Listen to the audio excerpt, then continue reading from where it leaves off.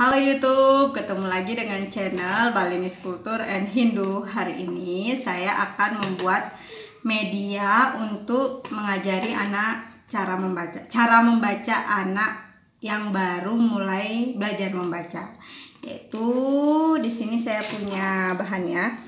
Ini bisa di print hurufnya atau bisa juga dengan menggunakan media yang lain, misalnya kertas dipotong nanti ditulisin. Kali ini saya sudah ngeprint biar lebih bagus. Di sini saya ada stick es krim, kemudian jangan lupa ada gunting, ada lem.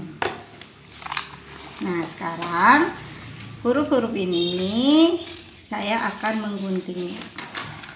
Guntingnya kayak cara apa, gunting?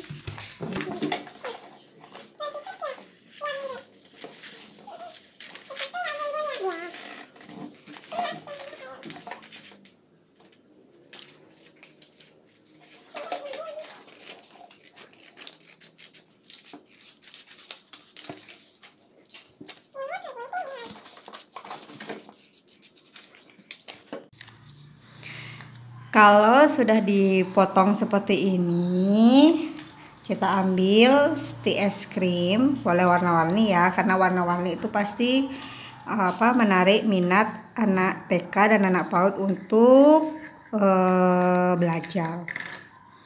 Nah kita lem, terus huruf M-nya kita tempel, huruf mu, ini dibaca mu, ditempel, titik baliknya kita tempel lagi.